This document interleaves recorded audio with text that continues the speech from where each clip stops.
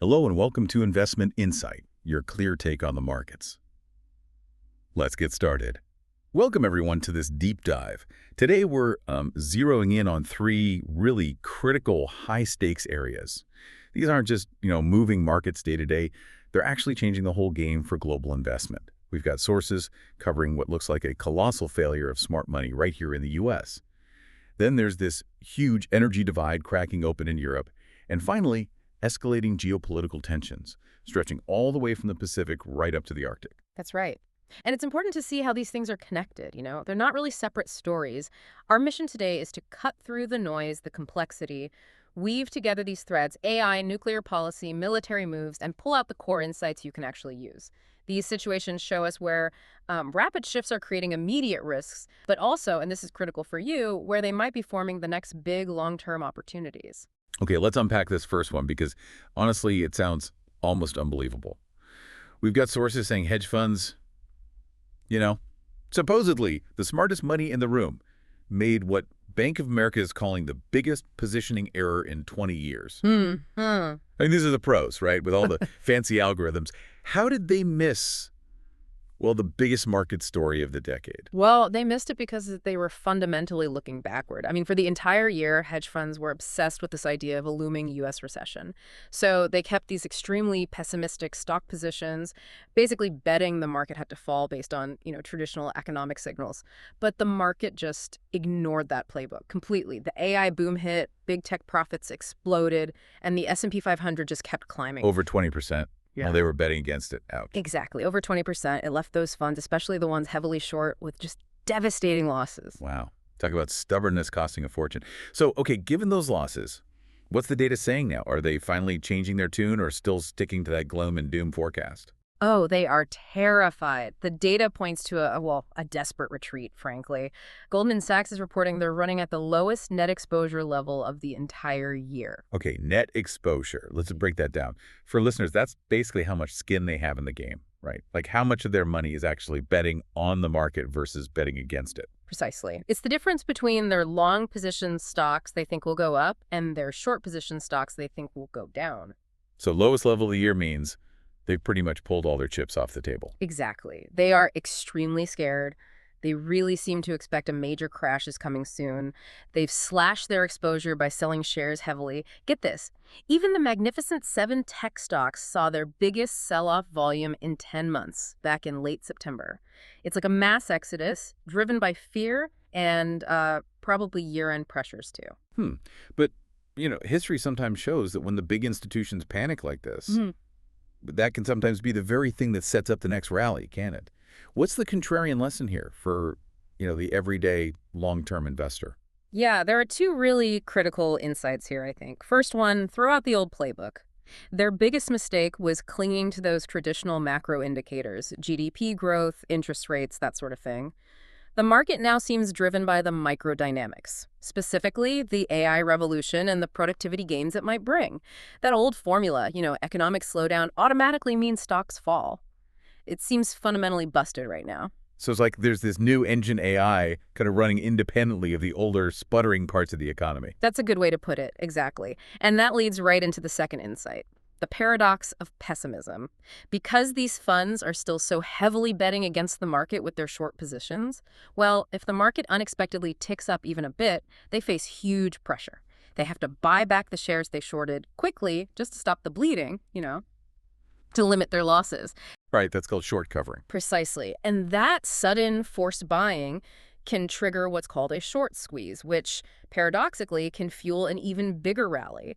So their extreme fear, their pessimism, is literally the potential fuel for future stock jumps. That's a really important dynamic to understand. And for you, the listener, the long-term investor, you have this massive advantage over the hedge funds, don't you? You don't have that pressure to close your books by December 31st. Yeah. They're panicked, while you can potentially just, patiently accumulate quality companies focused on these big long-term trends like AI. Absolutely. Their short-term pain can really be your long-term opportunity. Okay, so the market's engine seems to have shifted.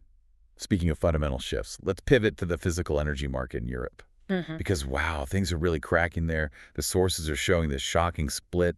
Electricity in Germany now costs 2.4 times more than in France. Why is that gap so huge? What's going on?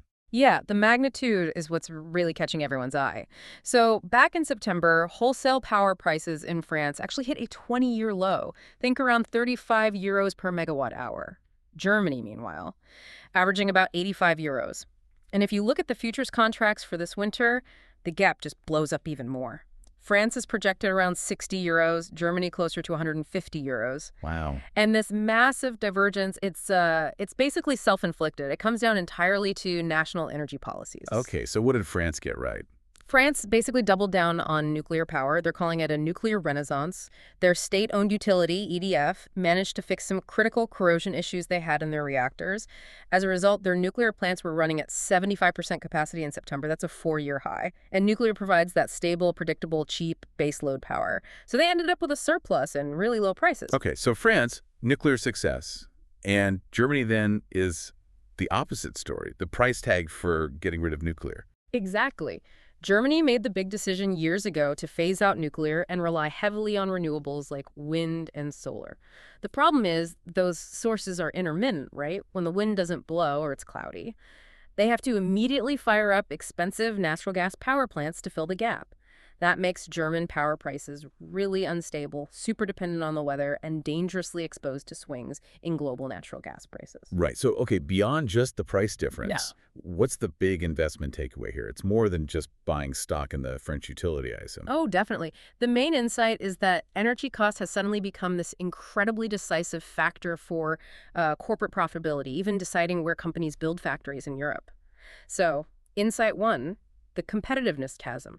Think about energy-hungry industries, heavy manufacturing, chemicals, even data centers. If they have operations in France, they suddenly have this huge structural cost advantage. Like an Air Liquide or a Michelin, maybe? Yeah, exactly. Companies like that gain a massive edge. Meanwhile, German industrial giants, maybe like a BASF, they face a really serious, almost existential cost challenge. That's huge. It is. And then there's insight two, the ESS opportunity. Yeah. Germany's struggle proves something critical. Renewables are great, but they're kind of useless without massive energy storage systems, ESS. You have to be able to store the power generated on sunny or windy days to use it later when it's dark or calm. Right? Makes sense. So this need is creating a massive foundational global market opportunity for companies developing ESS technologies. That's batteries, other storage solutions. It's huge, and it's worldwide. Plus, France's success kind of reaffirms the long-term case for the entire global nuclear ecosystem, not just existing plants, but new tech like small modular reactors, SMRs, and the whole uranium supply chain. Okay, that energy divide is definitely something to watch. All right. Final section. Let's zoom out now to global risk, because it feels like geopolitical tension isn't just some abstract concept anymore, is it?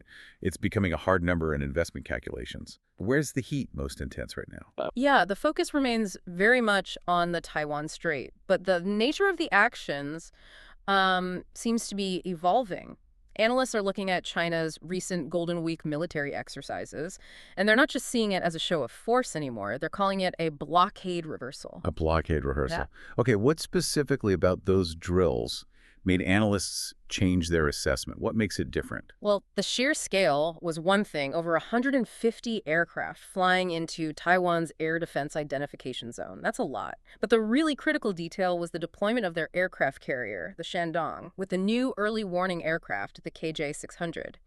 And crucially, they deployed it near Taiwan's east coast for the first time. The East Coast. Why is that significant? Because that's the side facing the open Pacific. Positioning assets there strongly suggests they were simulating how to cut off potential U.S. reinforcement routes coming from that direction.